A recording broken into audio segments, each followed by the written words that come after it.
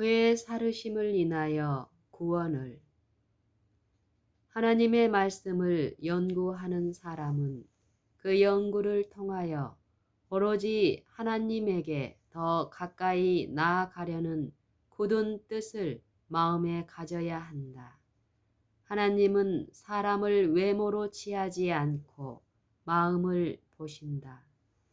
하나님은 구하는 사람에게 누구를 막론하고 그의 성령을 주셔서 모든 사람들에게 성경의 진리들을 분명하게 가르쳐 주시려고 한다. 설교를 들을 때에 빛과 평강이 우리의 마음에 임할 수 있지만 만일 우리가 스스로 그 말씀을 연구하지 않으면 그 평강과 빛은 우리에게 머물러 있지 않을 것이다. 성령이 성경의 말씀들을 기록하게 하셨으므로 성령의 도움을 받지 않고는 말씀을 깨달을 수 없다. 성령에게 복종하려는 사람은 누구나 성경을 스스로 깨달을 수 있을 것이다. 성경 연구를 진정으로 도울 수 있는 분은 성령밖에 없다. 다른 사람의 지시로부터 그리스도와 그 사업에 대해서 안다면 그것은 직접 듣고 아는 것이 아니다. 성경으로부터 직접 빛을 받아야 한다. 성령으로부터 직접 성경을 배우라. 그 말씀이 별로 귀하게 보이지 않을지라도 우리의 마음에 성령의 밝은 빛을 받을 때에 그 말씀 속에는 높고 깊고 오묘한 뜻이 드러나 있어 마음에 감탄을 금치 못할 것이다. 우리가 영원 무궁토록 구속의 경륜을 연구할 것이며 연구하면 할수록 연구할 것을 더욱 많이 발견하게 될 것이다. 우리가 아직 연약할 때에 기약대로 그리스도께서 경건치 않은 자를 위하여 죽으셨도다. 로마서 5장 6절. 연약할 때에 라는 말을 유의하라. 그리스도가 갈바리의 십자가에서 제물로 바쳐졌을 때에 세계 역사에 정해진 시간이 있었다. 그러나 그때만이 경건치 않은 자에게 그리스도가 필요한 것은 아니다. 경건치 않은 자는 누구인가? 그들은 연약할 때에 있는 자들이다. 온 인류는 타락한 이후에 연약하게 되었으며 오늘날에도 연약하다. 사람은 자신이 연약함을 발견할 때에 그리스도를 바라보아야 한다. 그리스도께서 만민을 자기에게 이끄시겠다고 말씀하셨다. 그러므로 우리는 십자가에 죽고 다시 부활하신 구세주를 제자들과 같이 오늘 바라볼 수 있는 것이다.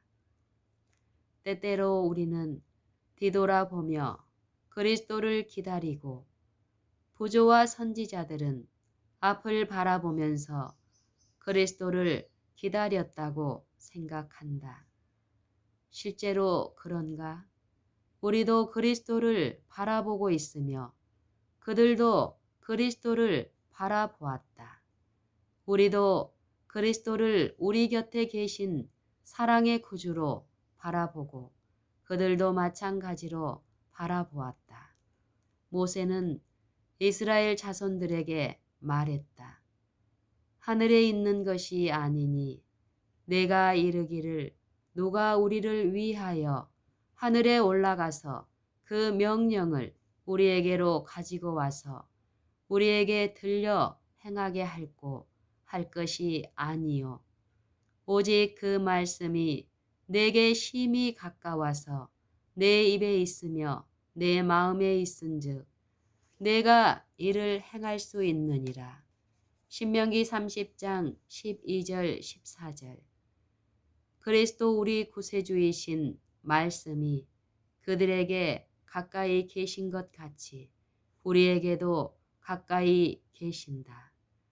그들은 모두 그들을 따르는 신령한 반석으로부터 마셨으며 그 반석은 그리스도이셨다. 이스라엘 백성들은 그리스도를 기다릴 필요가 없었다. 그리스도가 그들 가까이에 계셨었다. 그는 창세전에 죽임을 당하신 어린 양이셨다.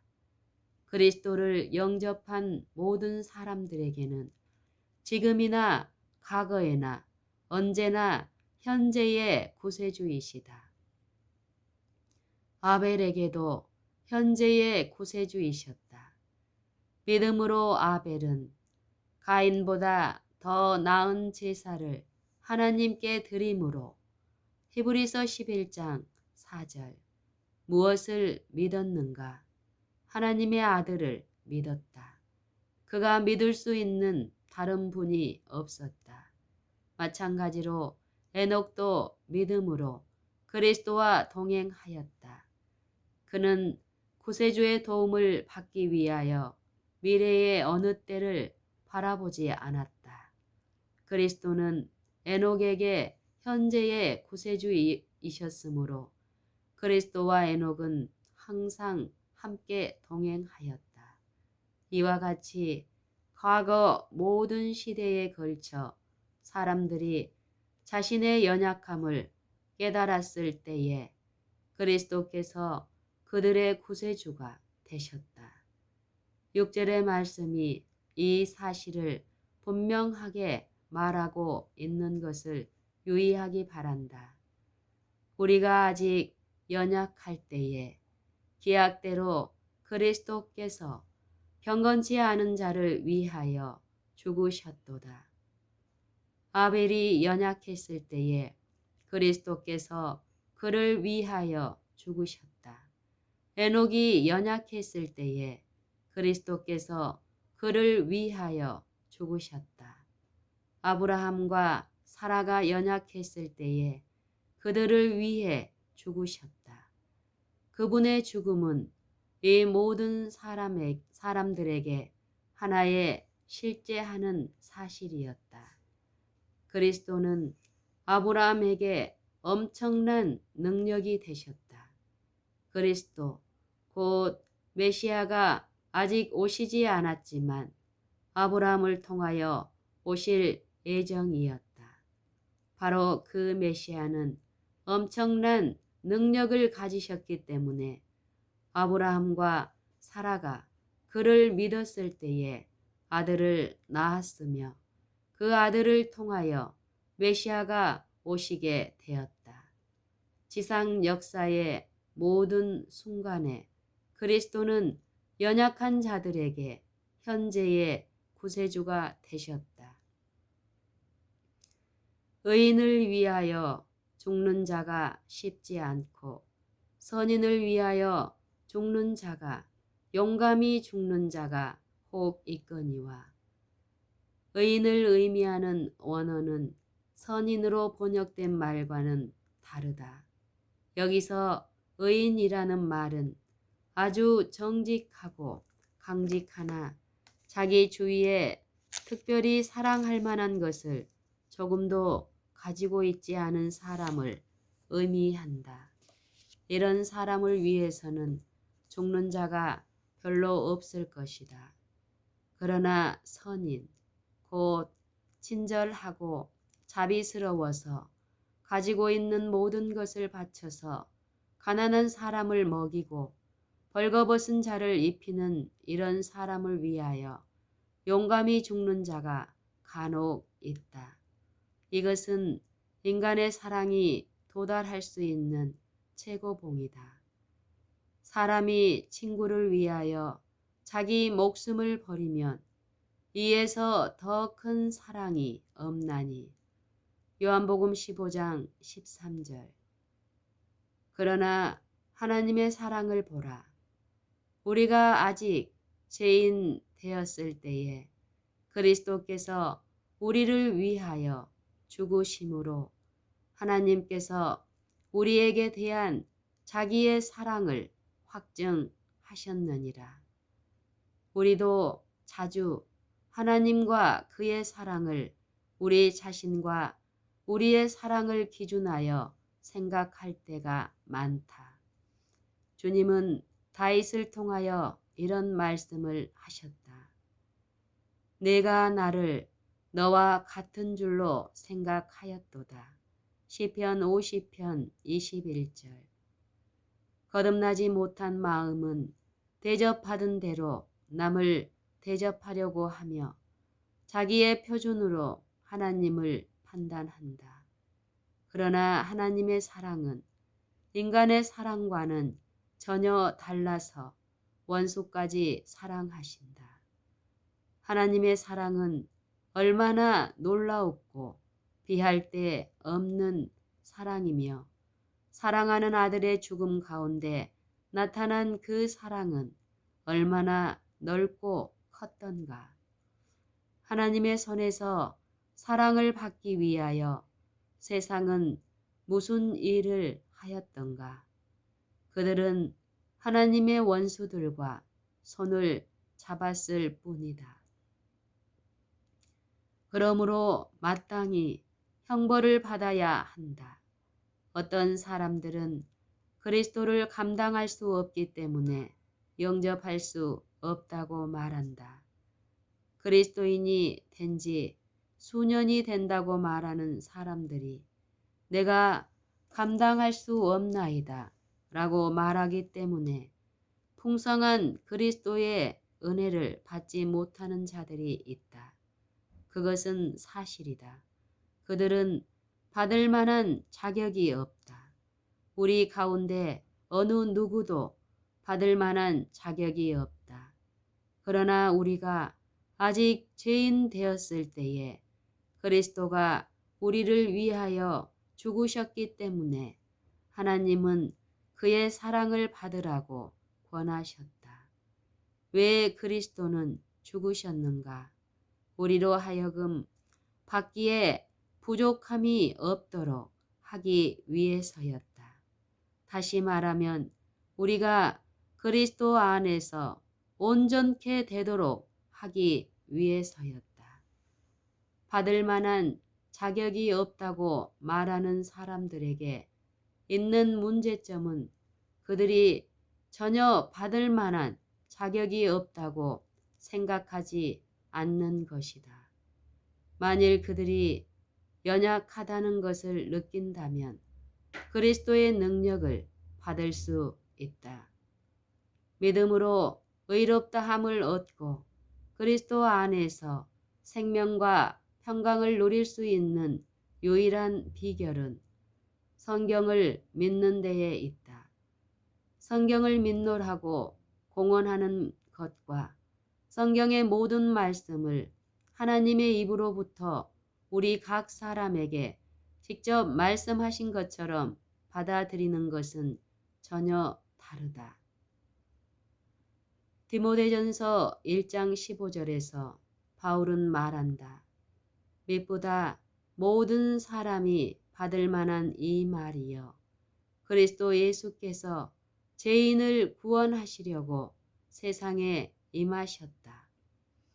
분명히 그가 오신 목적은 죄인들을 구원하시기 위해서였다. 인자에 온 것은 잃어버린 자를 찾아 구원하려 함이니라. 누가복음 19장 10절. 오, 사람들이 연약하다는 것을 깨닫기 바란다. 그들이 연약함을 깨닫게 될 때에 비로소 그리스도의 능력을 받을 수 있다. 이 능력은 어떤 무엇을 받을 수 있도록 해주는 능력이다. 이 능력을 통하여 모든 것을 받게 된다. 그리스도께서 경건치 않은 자들을 위하여 죽으셨다는 것을 믿는 것은 위대한 일이다. 때때로 천국이 천정에 깔린 무감각한 철판같이 생각되어 실망스럽게 느껴질 때가 있으며 우리가 행하고 말하는 모든 것이 아무런 가치가 없는 것처럼 되돌아오는 것 같이 보일 때가 있다.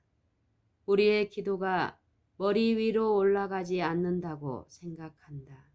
이런 때에는 어떻게 할 것인가? 하나님에게 감사해야 한다. 무엇 때문에 감사하는가?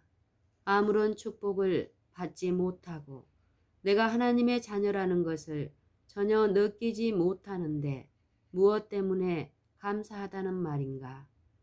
그리스도가 죄인을 위해서 돌아가셨다는 것 때문에 하나님에게 감사하라. 이것이 처음에 실감이 안 되면 이 말씀을 되풀이하고 또 되풀이하여 주장하라. 그러면 곧 마음에 빛이 비치며 우리는 죄인 중에 하나임을 느낀다. 그때에 그리스도께서 우리를 위하여 죽으셨다는 약속이 우리의 것이 된다. 우리가 죄인이기 때문에 무릎을 꿇고 그리스도 앞에 나아간다. 그러면 우리는 그분의 죽음의 혜택을 받는다. 그의 죽음의 혜택은 무엇인가? 이제 우리가 그 피를 인하여 의롭다 하심을 얻었은즉 더욱 그로 말미암아 진노하심에서 구원을 얻을 것이니 이제 우리가 그 피를 인하여 의롭다 하심을 얻었은즉 더욱 그로 말미암아 진노하심에서 구원을 얻을 것이니 곧 우리가 원수 되었을 때에 그 아들의 죽으심으로 말미암아 하나님으로 더불어 화목되었은즉 화목된 자로서는 더욱 그의 살으심을 인하여 구원을 얻을 것이니라. 많은 사람들이 그리스도가 영영이 돌아가신 것처럼 행동하고 말한다. 그렇다. 죽으시기는 했지만 그러나 다시 부활하여 영원히 살아 계신다. 그리스도는 지금 요셉의 새 무덤에 계시지 않는다. 부활하신 구세주가 우리에게 있다. 그리스도의 죽음은 우리에게 무슨 일을 이루어 놓았는가? 우리를 하나님과 화목하게 만들어 놓았다. 다시 말하면 그리스도의 죽음으로 우리가 하나님 앞에 나아가게 되었다. 의로운 분으로 불의한 자를 대신하여 죽으셨기 때문에 우리가 하나님에게 나아가게 되었다. 이제 보자. 우리를 하나님 앞으로 데려다 준 것은 그리스도의 죽음이었다. 그러면 우리를 그곳에 붙들어 둔 것은 무엇인가? 그것은 그리스도의 생명, 즉 그리스도의 살으심이다. 우리가 그의 생명, 곧 그의 살으심을 인하여 구원을 받는다. 그러므로 이 말씀을 마음에 간직하라. 화목된 자로서는 더욱 그의 살으심을 인하여 구원을 얻을 것이니라. 왜 그리스도의 생명을 주셨는가? 하나님이 세상을 이처럼 사랑하사 독생자를 주셨으니 이는 저를 믿는 자마다 멸망치 않고 영생을 얻게 하려 하심이니라. 요한복음 3장 16절. 그리스도가 그의 생명을 주신 것은 우리가 생명을 가지도록 하기 위해서였다. 그 생명은 어디에 있는가? 그 생명은 무엇인가? 그리고 그 생명을 어디서 얻을 수 있는가? 요한복음 1장 4절을 읽어보자. 그 안에 생명이 있었으니 이 생명은 사람들의 빛이라. 그리스도만이 생명을 가지고 계시기 때문에 이 생명을 받으려고 하는 자는 누구에게나 주신다. 그리스도는 생명을 가지고 계시며 이 생명을 소유하신 유일한 분이다. 그리고 이 생명을 우리에게 주기를 기뻐하신다. 그러면 이 생명은 무엇인가? 영생은 곧 유일하신 참 하나님과 그의 보내신 자 예수 그리스도를 아는 것이니이다. 요한복음 17장 3절. 그리스도를 아는 사람은 영생을 가지는가? 그렇다. 그것은 바로 하나님의 말씀에서 말하고 있는 것이다. 요한복음 3장 36절에서 거듭 말한다. 아들을 믿는 자는 영생이 있고, 이 말씀은 주 예수 그리스도의 말씀이다. 우리가 영생을 가지고 있다는 것을 어떻게 알 수 있는가? 이것은 중요한 문제이다. 우리가 형제를 사랑함으로 사망에서 옮겨 생명으로 들어간 줄을 알거니와 사랑치 아니하는 자는 사망에 거하느니라. 그 형제를 미워하는 자마다 살인하는 자니 살인하는 자마다 영생이 그 속에 거하지 아니하는 것을 너희가 아는 바라. 요한일서 3장 14절 15절. 어떤 사람들은 우리가 머지않아 영생을 가지게 될 것을 안다고 말한다. 그렇다. 틀림없는 말이기는 하지만 보다 틀림없는 말은 지금 영생을 얻는다는 말이다. 이것은 한낱 이론이 아니고 하나님의 말씀이다. 예를 들어보자. 여기에 두 형제가 있다. 겉으로 보기에는 아주 같다.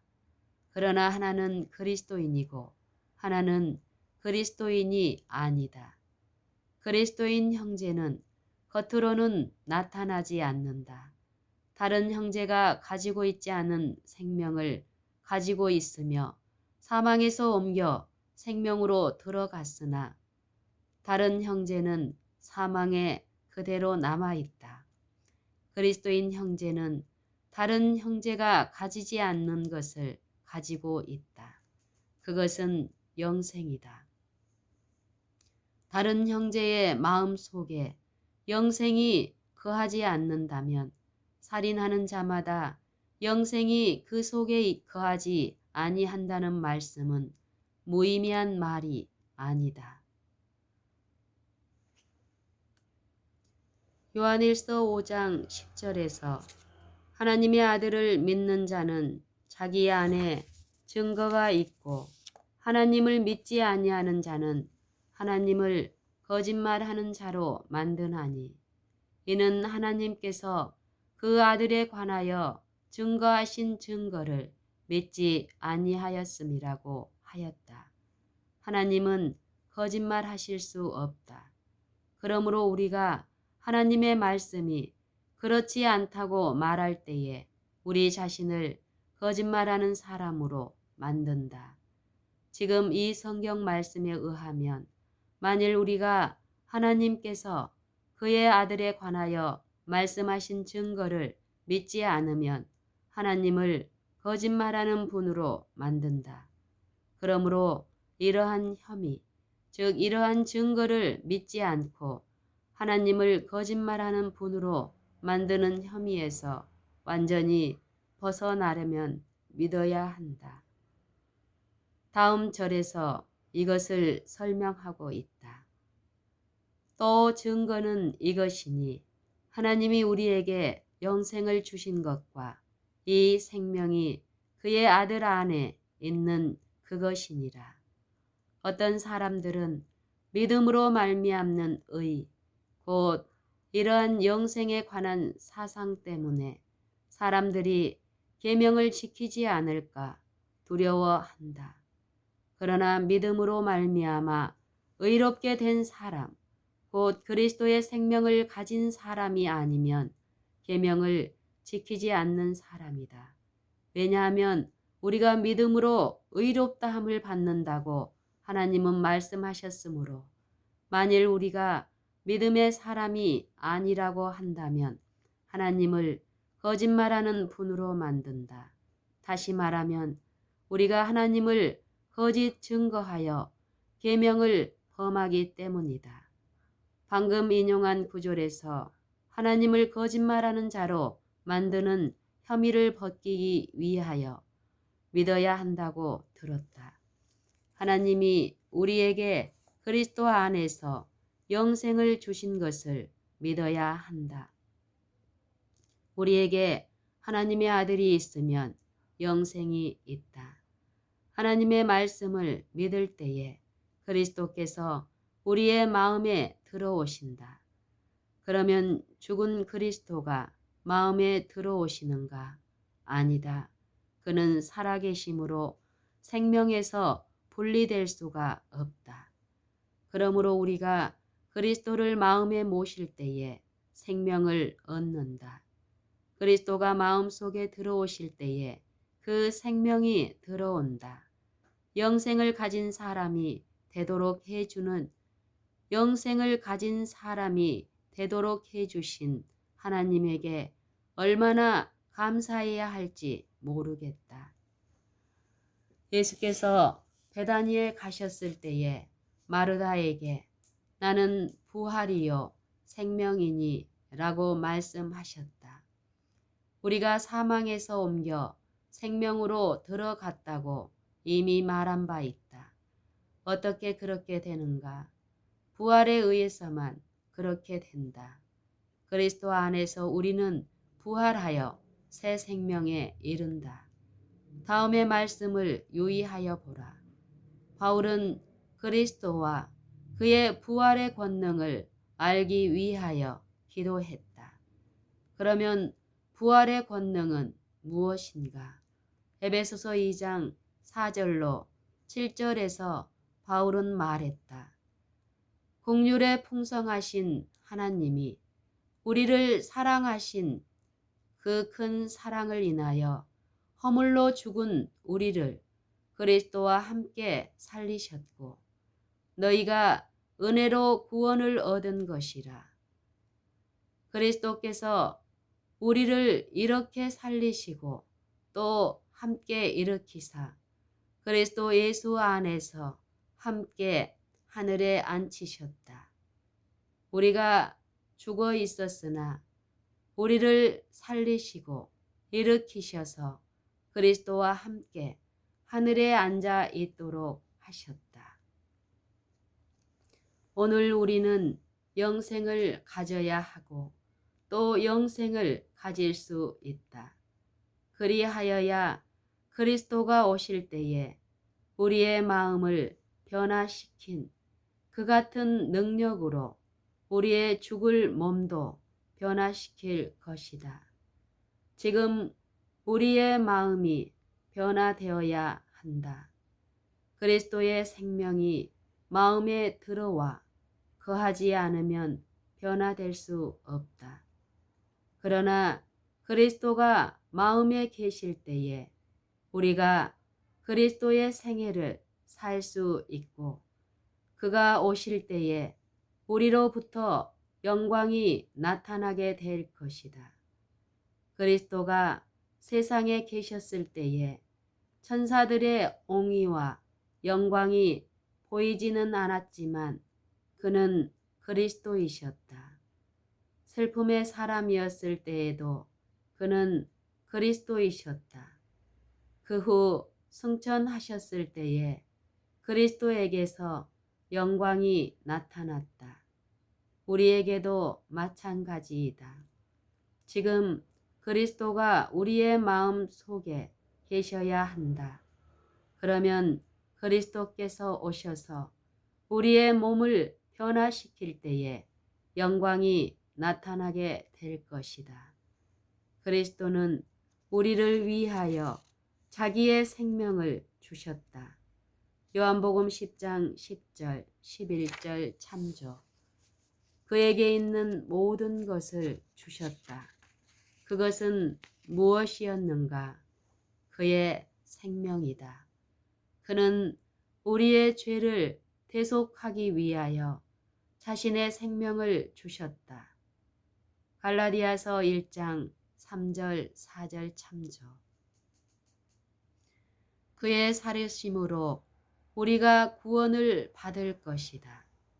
그리스도의 생명이 우리 안에서 역사하며 이 악한 현 세대의 죄로부터 우리를 구원하신다. 이것은 하나의 거래이다. 그는 우리의 죄의 값으로 그의 생명을 지불하셨다. 그러면 누구를 위해서 그의 생명을 드렸는가? 죄에 굴복한 사람들에게 생명을 다시 주기 위해서 생명을 바치셨다. 우리에게 죄가 있는가?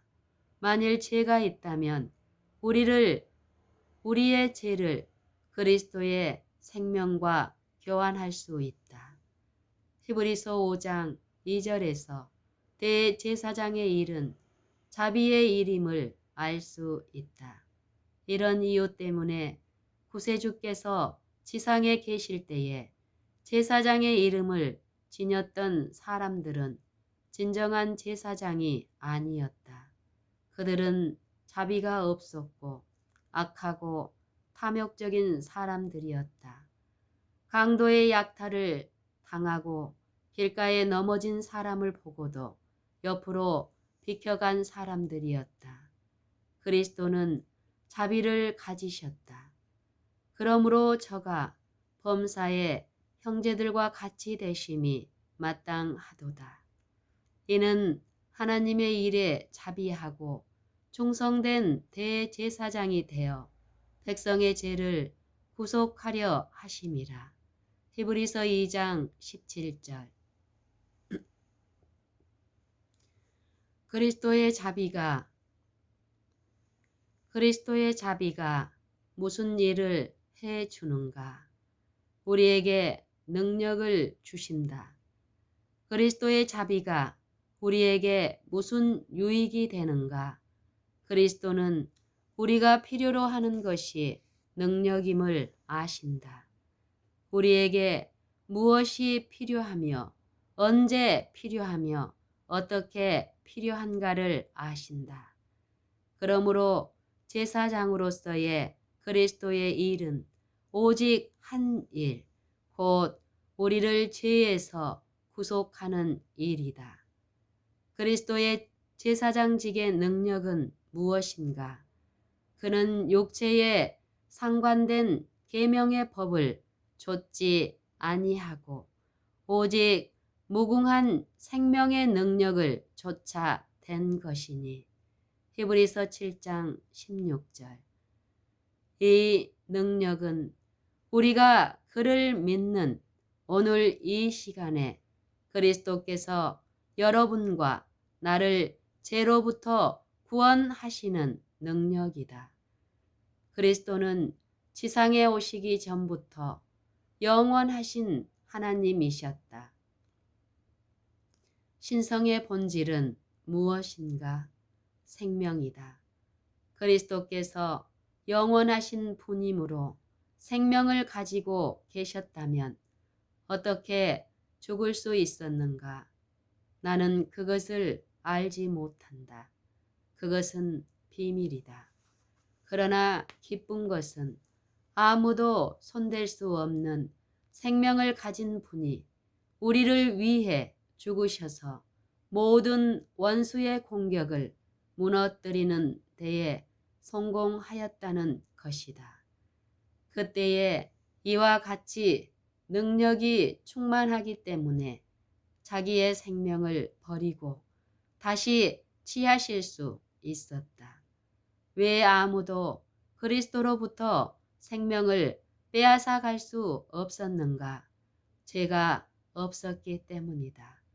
만일 다른 사람이 일찍이 이 세상에서 죄 없이 살 수 있었다면 그리스도가 죽을 필요가 없었을 것이다. 그러나 한 사람도 죄 없는 사람이 없었지만 오직 나사렛 예수 그리스도만이 죄 없는 생애를 살았다. 아무도 그리스도로부터 생명을 빼앗아 갈 수 없다. 악한 자가 그를 죽일 권세가 없었다. 그가 자기의 생명을 버렸을 뿐이다. 만일 자기의 생명을 버리려 하지 않았다면 아무도 그의 생명을 빼앗을 수가 없었을 것이다. 하나님께서 사망의 고통을 풀어 살리셨으니 이는 그가 사망에게 매여 있을 수 없었음이라. 사도행전 2장 24절. 사망이 그리스도를 붙들 수가 없었다. 그에게는 사망을 거부하는 생명의 능력이 있었다. 자신의 생명을 버리고 사망을 취하신 것은 사망을 지배하는 그의 능력을 보여주기 위해서였다. 사망을 거부하고 즉시 사망의 영역, 곧 무덤에 들어가셔서 사망을 지배하는 권세를 가지고 계심을 보여주었다. 그리스도는 그의 생명을 버리셨으나 때가 이르렀을 때에 다시 생명을 취하셨다. 왜 사망이 그를 붙들 수 없었는가? 죄가 없었기 때문이다. 죄가 그를 지배하려고 총력을 기울였지만 조금도 그에게 상처를 줄 수가 없었다. 그의 품성에 하나의 흠도 낼 수가 없었다. 그의 생애는 무죄한 생애였다. 그러므로 무덤도 그를 지배할 능력이 없었다. 우리가 하나님의 아들을 믿을 때에 그와 똑같은 능력을 소유한다. 여기에 승리가 있다. 하나님의 아들을 믿을 때에 그 능력을 가질 수 있다. 우리의 죄들을 주님에게 드리고 그 대신 그의 죄 없는 생명을 받으라. 그는 죄의 값으로 그의 생명을 드렸는데 왜 이미 값을 지불한 것을 받으려 하지 않는가? 우리가 죄를 원치 않는다면 생명이 매우 귀중하게 여겨질 것이다. 이 생명은 우리의 마음을 기쁨과 즐거움으로 가득 채울 것이다. 그의 보혈로 화목하게 되었으므로 이제 그의 생명으로 구원을 받도록 하자. 그리스도의 생명은 하나님의 능력이다. 시험을 받을 때에라도 승리는 이미 얻은 것이다. 그리스도가 우리 안에 거할 때에 믿음으로 의롭다함을 받음으로 그의 생명이 우리 안에 거하고 있다. 그리스도께서 그의 생명으로 모든 죄를 이기고 승리하셨던 것 같이 시험이 오기 전에 승리는 이미 우리의 것이다. 사단이 와서 시험을 하나 그는 아무런 능력도 없다. 왜냐하면 우리가 그리스도의 생명을 가지고 있으므로 그 생명이 항상 우리를 지켜주고 있기 때문이다. 오, 그리스도 안에 생명이 있고 우리가 그 생명을 가지고 있다는 것은 얼마나 영광스러운 일인가. 의인이 믿음으로 사는 것은 그리스도가 그들 안에 살고 계시기 때문이다. 내가 그리스도와 함께 십자가에 못 박혔나니 그런즉 이제는 내가 산 것이 아니요 오직 내 안에 그리스도께서 사신 것이라. 이제 내가 육체 가운데 사는 것은 나를 사랑하사 나를 위하여 자기 몸을 버리신 하나님의 아들을 믿는 믿음 안에서 사는 것이라. 갈라디아서 2장 20절. 그렇다. 그리스도가 죽음에서 일어나셨으므로 우리도 그와 함께 살아났다. 그러나 우리는 육체를 지니고 있다.